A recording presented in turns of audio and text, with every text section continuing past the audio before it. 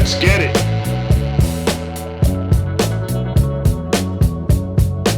Hey guys, today I just happened to be on YouTube and I noticed that one of the my fellow YouTube content creators, a guy named Pop Psych, he had a question on his thumbnail. Why do they stay? Referring to Janelle and Mary. And me not being one to let a good question go to waste, I thought I'd give my spin on this very topic because this kind of seems like one of those recurring themes of we'll sit here and watch what's happening on the show. We'll see what Cody is doing, and we'll think to ourselves, why the hell are these women sticking with this clown, right? And I think that when we do that, we kind of ignore just one very subtle reality of our humanity. And that's simply this. Our emotions have very little to do with our logic.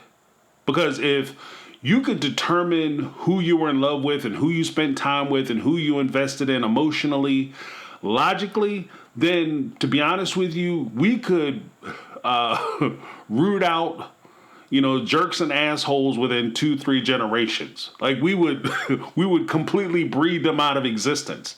But the truth of the matter is that for many of us, we get tied into a lot of these relationships for a multitude of different reasons. And it's not just limited to, oh, she was in love and she's a fool for love, or, oh, she didn't really see what was going on. There are a lot of things that kind of play into it. And I just wanted to kind of give a broad brush or at least a shotgun approach to some of these things and maybe give some words to some folks who might be needing them, because I kind of had something was on my spirit just to drop this video, so I'm dropping the video. Now, if you guys enjoy my content, I would simply ask that you give me the thumbs up. It helps with the algorithm, helps to have the broader discussion, and maybe you'll be the person who shares this video with somebody who needs to hear this content. I don't know. But if you don't don't necessarily need the content and you don't want to stick around for it, that's fine. I just ask that you hit the thumbs up button on your way out. Also, if you're watching the content, you're enjoying the content, you're not yet subscribed, the question is, what are you doing? It's easy to do. Go ahead and hit that subscribe button, ring the bell for notifications, and you will be notified when I drop material or content just like this, right? Now, it helps the channel out. It helps me out. And hey, who doesn't want to help a brother out? That's why we call it the HBO special. So go ahead and give me that HBO special by clicking the subscribe button, ringing the bell for notifications, and you'll be notified when I drop new content. Let's get it. When I look at this situation, a couple things really hit me. One, when we talk about Janelle and Mary, Christine, and even Robin, why they are so determined to stay in this relationship, we have to look at it from the perspective of there are a lot of things that come into play. One, when you're not in the relationship, it's easy for you to see a lot of the trips, the falls, the hazards, the traps, the emotional baggage, the obstacles, so on and so forth. It's easy for you to see it because you're not in it. You're not having to deal with it. And that's where I think a lot of people kind of get frustrated with the situation. I don't understand why these women keep going back to Cody and keeping them around. Because, it's easy to call that. How many of us have had friends who will sit there and try to give you advice about how you should leave somebody because this person is disrespecting you? How's she going to walk up in your house and don't, curtsy when she comes in the door? That's disrespectful. And you look at your friend and be like, whoa, bruh, didn't you just catch your wife screwing your brother like 3 months ago? Yeah, man, and we going to celebrate our anniversary this week. You coming? Like, is your brother going to be there? Like, you know what I mean? So you always have that type of people giving you advice. And for the most part, on this channel, I don't want to be that person who's just telling you to, if your things ain't going your way, just drop this person, drop that person, because it's easy to do. I recognize that leaving people is very difficult to do, especially when you find yourself in a situation like a Janelle, Christine, a Mary, even a Robin, where you have invested so much of yourself. And in Robin's case, you have received so much investment from other people. But you've invested so much of your time, energy, hopes, your dreams. You've buried them into this person, and you hope that the seeds that you planted will blossom into something else, something more productive, something beautiful, that it will help to make and shape your life. But the truth of the matter is, you realize that the ground is hard, is cracked. Nothing is growing there. But you stay with it, you stay praying. And some of that comes from your upbringing and how you think relationships should go. When you look at it, for many of us, we look at the situation, and the minute Cody would have started cutting up with the kids, that would have been a big red flag, and maybe some of us would have blessed them with goodbye. Other people, they try to work it out. We have to keep in mind that as we talk about Janelle, Christine, and Mary, this is the father of their children. It's not just them. So when they're talking about leaving him, they're taking into account, how will this affect my kids? And there's a certain level of guilt that goes along with that decision. They feel like, even though this person is doing me wrong, they feel like they're breaking up the family. And so that can be a hindrance in their departure.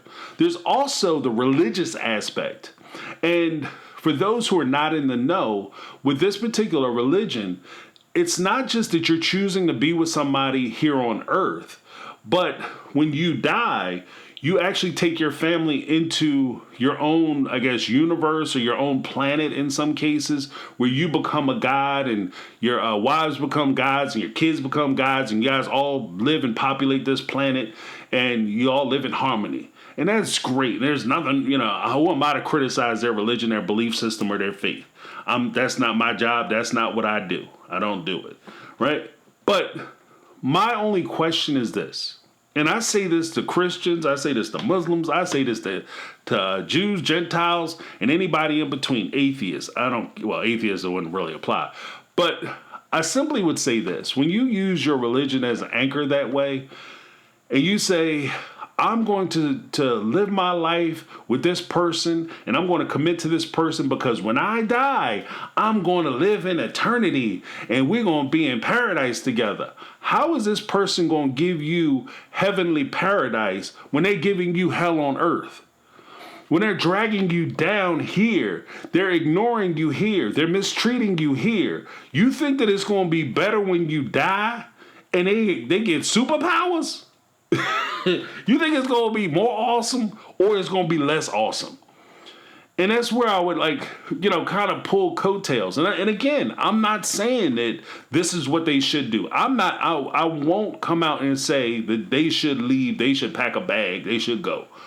I will say that, there are certain things that you can do that you have to take accountability for yourself and decide for yourself what it is you should do. One of the things that I would suggest is, don't be afraid to be alone.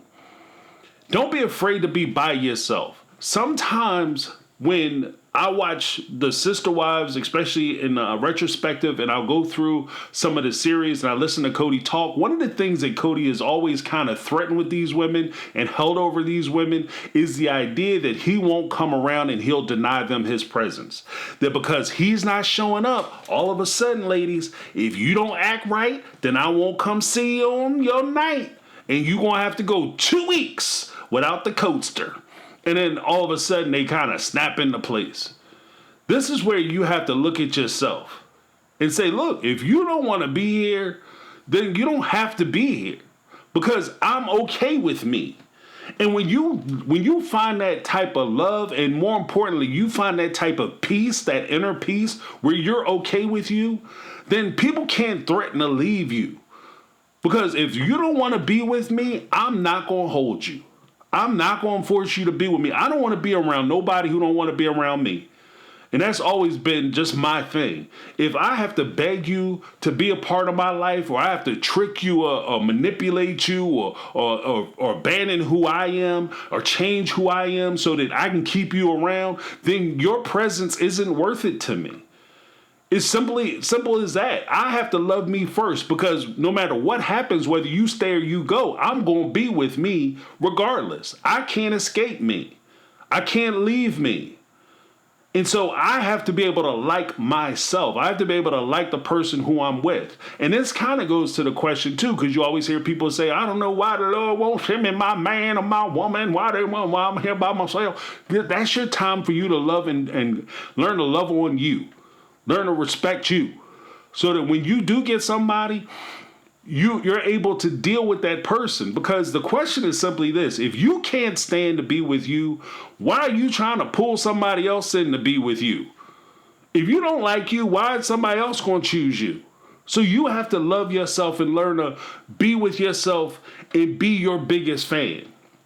And when we look at people who are not your biggest fan and they just kind of keep you around, like in the case of Mary, and Robin is kind of tricking her into staying, and you need to stay, and Mary is investing good time after bad time, and she's just saying, I'm going to be here because I've been here, and we started this, and my ego and my personhood won't let me let this go because this is something I'm involved with, and this goes beyond just religion, and this just goes beyond faith. This is something that a lot of people get tied into. You have people who have been married for 30, 40 years, and the only reason they're able to stay in that marriage for 40 years is because in the first 5 years of their marriage, they were having a good time. And they spend the next 35 years trying to figure out how to get back to that first 5. You can't love somebody for who they were. You have to love them for who they are. And I would even say that when push comes down to shove, you should be very hesitant about loving people for who they're going to be. Okay, because there's too many times that you get wrapped up in relationships, and you're watching it here on this show where Christine and even Janelle, I need a redefinition of the relationship. I need change. I need you to change. Cody, I need you to be somebody different. The problem is Cody is who he is, and he's not going to change. So it's not a question of whether you are going to be with him when he changes. The question is, are you willing to be with him when he's the same? Because when push comes down to shove, they can't change for you. Okay? They have to change for themselves. Now, you can either change with me or you can change without me. But if you can't change, then we can't be together. I've never been a person who's been very quick about getting rid of people. I've never been quick about telling people that I never want to talk to them or be associated with them, don't want to deal with them. I've always, if anything, I probably held on to people longer than I should have, historically. And so I can sympathize where Christine, Mary, and Janelle are in these relationships. I've held on to people longer than that. The time has passed. Like whatever they were sent to me to teach me or show me or whatever, contribute to my knowledge here on this planet, they've already given it to me, and I'm still holding on to them for nostalgia's sake, right? But you have to let that shit go. Sometimes you just got to let it go, because the person that you were so enamored with when you first started the relationship no longer exists. That person has already run their cycle. They just keep showing up and keep showing up. And you don't know why they're there. They don't know why they're there, but you just keeping them around anyway. And in Mary's case, it's extremely damaging because Cody is in a position where he keeps pulling her back in. He keeps asking her to keep showing up. And he might not be doing it directly, but he gives her just enough to keep her hanging on. And then you have Robin sitting there telling her that everything that's happening, yeah, he's thinking about it. Oh, you can do it. All you got to do is hang on just one moment longer, and you can have the paradise that you've been dreaming about. You can have everything you want. That, to me, that, not to get super religious about it, but that sounds like some shit the devil would say to you. Well, you can have everything you want. Just, keep doing the wrong thing. It's okay. You know what I mean? Let it go. Don't worry about it. The devil is alive. Because the thing that you want, if you ever did get it, you probably wouldn't want it anyway. There's an old Star Trek saying, Spock said it, to a dude who was his rival. He said, having isn't the same thing as wanting. right? When you want something so bad and you sit there and you make all kinds of sacrifices, you sacrifice who you are, what you about, what you want out of life, and you try to cultivate it around this one thing that you're chasing after, and after a while you become so invested in it because you spent so much time, energy, and effort in investing in chasing after this thing that now all of a sudden you can't see yourself without it, and when you get it, it's going to be so great and so wonderful, then you finally get it, and it's the dog shit. Like, yeah, what the... This is terrible. Why did I ever want this? It's one of those things like, it's like Mary's kind of like with Cody is kind of like the dog with the you see the greyhounds, they chase that little metal rabbit around the track. If them damn dogs ever caught that metal rabbit, they wouldn't know what to do with it. Because it's not what they think it is. And that's where Mary is. Cody is not what she thinks he is. And when people sit there and they want to threaten you with leaving, let them jokers go. Let them go. Give them the gift of goodbye. You know, one of the things that really burned Cody up, one of the things that burns Cody up is the fact that Christine was able to let him go. She didn't try to drag him out and drag the relationship out and go for years and have disagreements and go for years and maybe she's going to stay, maybe she's going to go, maybe she's going to stay, maybe she's going to go. All he has to do is do this and that and jump through the hoops and play the game. She didn't do that. She just hit her limit. She packed this stuff up, put it in the garage, see you later, call the Uber, get a U-Haul, do what you need to do, get your junk out my garage, see you later, bye. And she moved on. And we all celebrated that. Not everybody's built like that, though. Some people need time. They need that love and compassion. They need your support for you to understand where they're coming from. Let them find their way in their own time. One of the things that we as YouTubers often do is get on this screen and talk about how Mary and Janelle and Christine, they would be so much better off without them. And I think that they probably would. But they have to find that happiness for themselves because ultimately that's what happiness is. It's something that you find for yourself. And when you're seeking that happiness, you can't ignore that little voice. And that's one of the things that I would even say about like the religion aspect, the social aspect of trying to keep people in these marriages or relationships, and the pressure we put on ourselves, that we get in a position where we stop listening to that little voice. Each of us have this little voice that'll tell us how to conduct ourselves, how to live, and how to enjoy life. It'll tell us right from wrong. Some people call it conscious. Some people call it the angel on the shoulder. Whatever you want to call it, you can call it that. Some people call it Bert. Who knows? But there is a little voice inside you that's telling you right from wrong. It's that little voice that makes Christine, Mary, and Janelle, and even Robin to a point, jealous of one another. It's that little voice that tells you that something ain't right here and that you're not being treated right, that you deserve better. The challenge is that many of us learn through experience, situations, in some cases, mistreatment, to stop listening to that voice. We start turning our back on that voice. So when that voice is there screaming in our ear, there's something wrong here. You're not being treated right. This person isn't treating you with respect. This person needs to go, or you need to go. But either way, you need to separate and find yourself and find your happiness. We're so busy trying to ignore that voice and focusing on what the things that we want that we don't ever achieve our happiness. What I've seen with Mary and Christine, and even in some other relationships outside of this show, there'll be people who are in these relationships and the person who's with them will tell them things that makes them deaden that voice. Like one of the things that you'll oftentimes hear is that somebody who is in a abusive relationship, they will be told that you need to be thankful that I'm spending time with you. Because you're not worthy. You're not worthwhile. Nobody wants to be with you. Nobody is going to put up with the crap that I'm putting up with. I'm a saint by spending my time with you. You can't kiss. You can't cook. You can't screw. You can't raise kids. You're ugly. You're fat. You're stupid. Everything in the world is wrong with you, but for some reason, this person chooses to spend time with you and invest in you and tries to keep you around. You're a horrible, terrible person, but this person is so determined to keep you around. And we never ask ourselves, why would you keep somebody around who's stupid, ugly, fat, disgusting, nasty, bad mother, bad father, bad lover, bad this, bad that? Why are you keeping me around? Because you're awesome. You should go be free. You should go explore life, my man. Young lady, go get yourself together.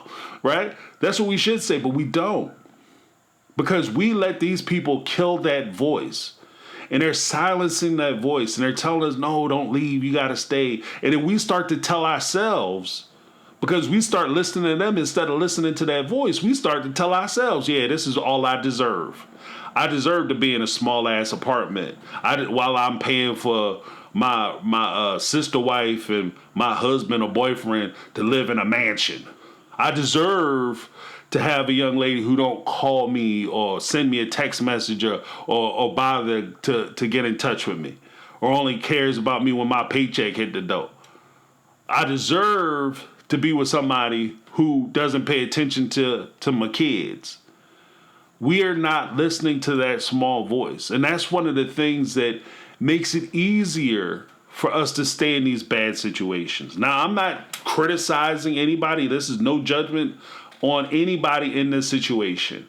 I'm just hoping that you are able to, 1, find happiness within yourself, 2, learn to love yourself, cherish yourself, and find value in yourself, 3, that you start listening to yourself. You don't have to listen to YouTube or people or personalities on YouTube, whether it's me, Pop Psych, or Crystal Ball, or anybody else, Backwoods Bobby, whoever. Reality Squad. You don't have to listen to none of us. You can listen to yourself because you know what your situation is better than I do. And you know what it is you need to do. You know what the things that you have to do in order for you to secure your happiness. And that's all I want for you. So that's my take. I thought I'd drop that. Thanks, Pop Psych, for giving me the idea to do this. Thank you guys for coming in, checking out. If you stayed with me this long, don't forget to hit that like button on your way out.